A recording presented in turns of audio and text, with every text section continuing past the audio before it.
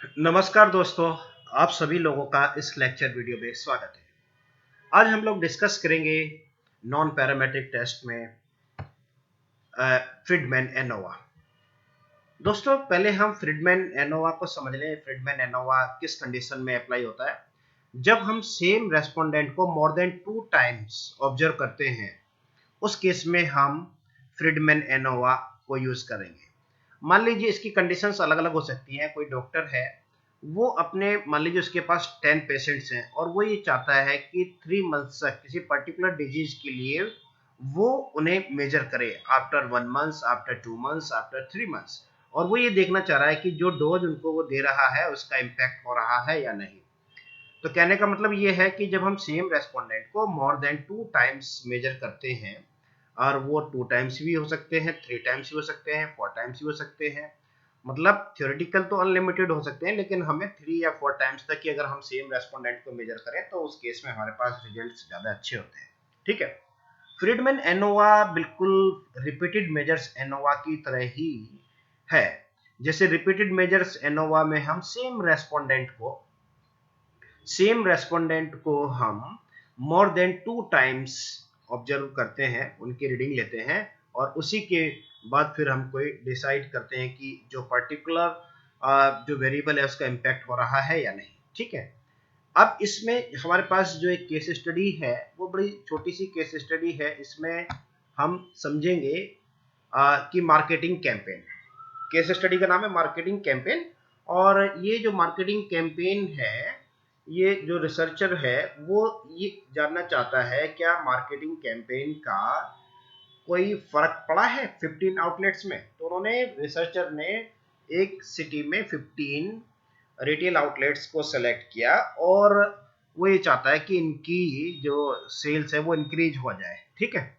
और उन्होंने ये जो मार्केटिंग कैंपेन है इसको 2 मंथ्स तक जारी रखा, और उसके बाद ये देखना चाहा कि जो मार्केटिंग कैंपेन का रिटेल आउटलेट की जो सेल्स है उसको इंक्रीज करने में कोई सिग्निफिकेंट रोल है या नहीं है। ठीक है। तो ये सीधी सीधी रिलेशनशिप हम इसमें देखना चाहेंगे कि जैसे इसमें हम ये भी कर सकते हैं कि नल हाइपोथेसिस हमारी है कि जो मार्केटिंग कैंपेन है उसका कोई इम्पैक्ट नहीं होता, जबकि अगर ऑल्टरनेट हाइपोथेसिस हमें क्या कह रहा है कि नहीं, मार्केटिंग कैंपेन का जो सेल्स इंक्रीज करने में इम्पैक्ट है।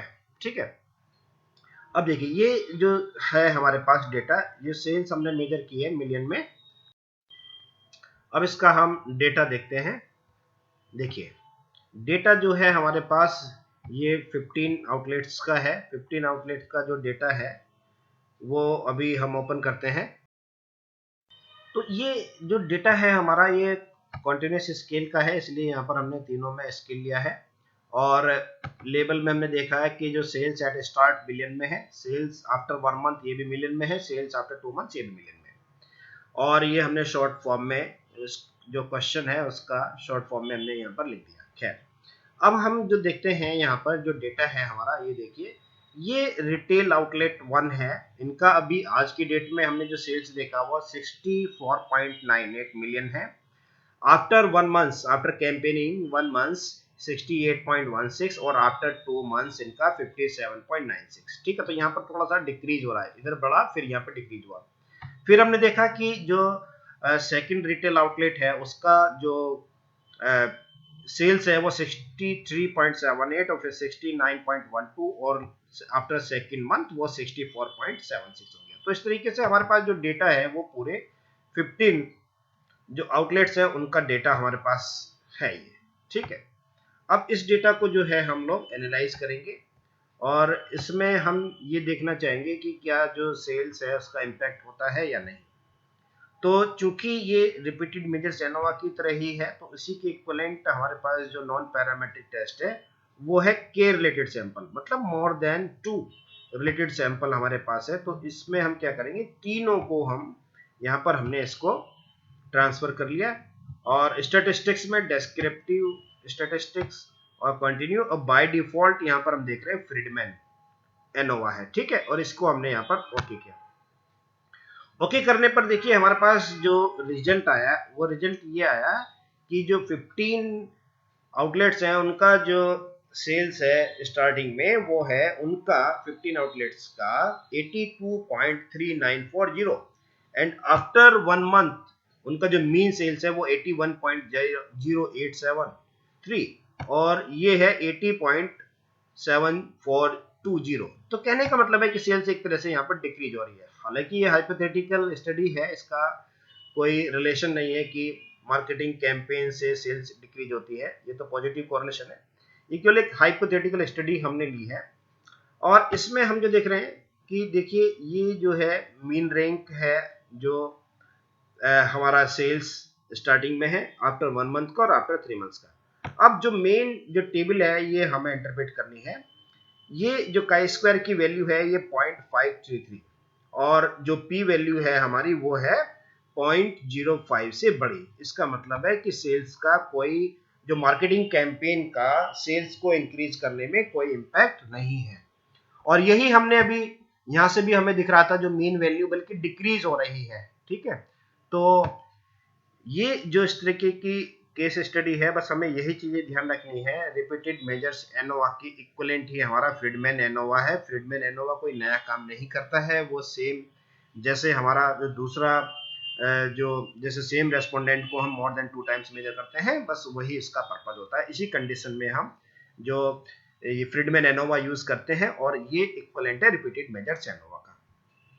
अब दोस्तों एक केस स्टडी हम काई स्क्वायर टेस्ट की भी लेते हैं, जो कैटेगरिकल डेटा है उसकी मैं केस स्टडी ले रहा हूं। दोस्तों काई स्क्वायर टेस्ट वहां यूज किया जाता है जहां दोनों ही वेरिएबल डिपेंडेंट और इंडिपेंडेंट वेरिएबल कैटेगरिकल होते हैं, नॉमिनल स्केल में होते हैं, तो वहां पर हमारे लिए सबसे ज्यादा सूटेबल जो है काई स्क्वायर टेस्ट है। और ये जो केस स्टडी हम देख रहे हैं लॉयन डांस, इसमें हमने क्या किया है, can lions be train to line dance with different rewards. तो ये केस स्टडी है, क्या लॉयन को ट्रेन किया जा सकता है रिवार्ड के थ्रू। इसमें हमने जो पार्टिसिपेंट्स लिए हैं 150 लॉयंस है और उनको ट्रेनिंग दी है। ट्रेनिंग में हमने लॉयन को ट्रेंड किया है, या तो उनको फूड दिया जाए और या अफेक्शन, दोनों एक साथ नहीं देंगे। या तो हम फूड देंगे लॉयन को और फिर कहेंगे कि अब आप डांस करके दिखाइए, और या अफेक्शन करेंगे उनको फिर कहेंगे कि डांस करेंगे। तो डांस भी जो दो तरीके का इसमें आउटकम हो सकता है कि लॉयन या तो डांस सीखे या वो डांस ना सीखे। ठीक है, और आउटकम क्या होगा इसका कि कितने number of lions that could dance or not in each reward condition. तो कंडीशन बिल्कुल सिंपल है। इसमें हम लोग करते क्या है कि जो हमारे पास ये डेटा है, डेटा में हमने क्या किया है कि जो फूड एज ए रिवार्ड जिन लॉयंस को दिया है उसमें से देखिए काफी लॉयंस यहाँ पर डांस कर रही है। ठीक है, लगभग 20। और फिर फूड एज ए रिवार्ड हमने जो दिया उसमें भी बहुत सारे लॉयन डांस नहीं कर रहे हैं। फिर इसका देखिए अफेक्शन एज ए रिवार्ड में भी जो लॉयन है वो डांस कर रहे हैं, और अभी देखिए यहाँ पर जो डांस कर ही रहे हैं। और इसके बाद यहाँ से देखिए स्टार्ट हो गया है जो अफेक्शन एज ए रिवार्ड जो हमने लॉयन को दिया है। इसमें जो हम देख रहे हैं कि देखिए अभी ये डांस कर रहा है इस तरीके से। तो ये 150 जो हमारे पास लॉयंस है उनका डेटा हमारे पास है, ये देखिए पूरा 150 का डेटा हमारे पास है। ठीक है, तो इसमें दोनों ही कंडीशन है कि डांस किया भी उसने नहीं किया। केस स्टडी एक बार फिर से हम समझ लेते हैं कि फूड एज ए रिवार्ड हमने लॉयन को दिया। फूड एज ए रिवार्ड देने के बाद लॉयन ने डांस किया और फूड कुछ ने डांस नहीं किया। फिर अफेक्शन एज ए रिवार्ड भी दिया हमने और उसके बाद भी कुछ ने डांस किया और कुछ ने डांस नहीं किया। तो कहने का मतलब दो कैटेगरिकल डेटा है, एक तो डांस और डिड नॉट डांस, दूसरा होगा फूड वर्सेज अफेक्शन। तो दो ये कैटेगरिकल डेटा हो गया हमारा डेट। तो ये जो कैटेगरिकल डेटा है इस दोनों ही हमारे dependent independent variable categorical data. तो काई स्क्वायर टेस्ट के लिए हम डेस्क्रिप्टिव स्टैटिस्टिक्स में आएंगे, फिर क्रॉस टैब में, और क्रॉस टैब के बाद रॉ में इधर लेकर आए हम इसको टाइप्स ऑफ ट्रेनिंग, और फिर डांस और डिड नॉट डांस एग्जैक्ट किया हमने। इसके बाद कुछ नहीं करना, यहाँ पे स्टैटिस्टिक्स को क्लिक किया, काई स्क्वायर को टिक किया, और बाकी चीजें हमें भी नहीं चाहिए। फिर सेल्स, ये एक्सपेक्टेड फ्रीक्वेंसी है हमारी, ये रो हम चाहते हैं परसेंटेज में भी एक ले लें जिससे हम इसको आसानी से इंटरप्रेट कर सकें। और फिर इसके बाद जो है फॉर्मेट असेंडिंग डिसेंडिंग का है, इससे कोई फर्क नहीं पड़ रहा है। और बाकी फाइनली हम इसको ओके कर देते हैं। अब देखिए ओके करने के बाद जो हमारे पास टेबल आई है, ये पहला है केस प्रोसेसिंग में, जिसमें हमारे पास 150 लॉयंस है जिन्होंने डांस किया। फिर इसके बाद जो टाइप्स ऑफ रिवार्ड जो हमने दिया है उनको, फूड एज ए रिवार्ड दिया है 30 को, ठीक है। तो उस 30 में से 20 ने तो डांस किया और 10 ने डांस नहीं किया। अगर हम इसको परसेंटेज में देखें तो 66.7% ने डांस किया और 33% ने डांस नहीं किया। मतलब ये देख रहे हैं हम कि फूड एज ए रिवार्ड में ज्यादा डांस किया। अब दूसरा जो है हमारे पास इंसेंटिव जो था वो है affection as a reward. Affection जिसमें हमने 120 कैट्स को अफेक्शन किया, लेकिन उसमें 45 कैट्स ने ही डांस किया और 75 कैट्स ने डांस नहीं किया।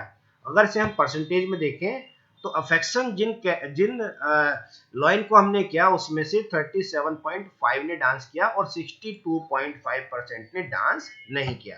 तो इस रिजल्ट से तो यही शो कर रहा है कि एनिमल के लिए जो फूड एज ए रिवार्ड ज्यादा बड़ा इंसेंटिव है, ठीक है। बाकी ये सिग्निफिकेंट है हमारा रिजल्ट या नहीं है, इसके लिए पी वैल्यू बताते हैं। ये हमारे पास काई स्क्वायर टेस्ट की वैल्यू आ गई और ये है पी वैल्यू। पी वैल्यू हमारी 0.05 से कम है। अगर पी वैल्यू हमारी 0.05 से कम है तो हम ये कह सकते हैं कि सिग्निफिकेंट रिजल्ट है। इसका मतलब है कि जो फूड एज ए रिवार्ड हमने दिया था, जो परसेंटेज में भी ज्यादा था, तो हम ये मान सकते हैं कि एनिमल को ट्रेन करने के लिए फूड एज ए रिवार्ड ज्यादा काम करता है, ठीक है। थैंक यू वेरी मच दोस्तों। अगले लेक्चर्स में हम मल्टीवेरिएट डेटा एनालिसिस लेंगे, जिसमें हम लोग डिस्कस करेंगे multiple discriminant analysis, factor analysis, cluster analysis, conjoint analysis, multi dimensional scaling और स्ट्रक्चरल इक्वेशन मॉडलिंग। ठीक है दोस्तों, थैंक यू वेरी मच।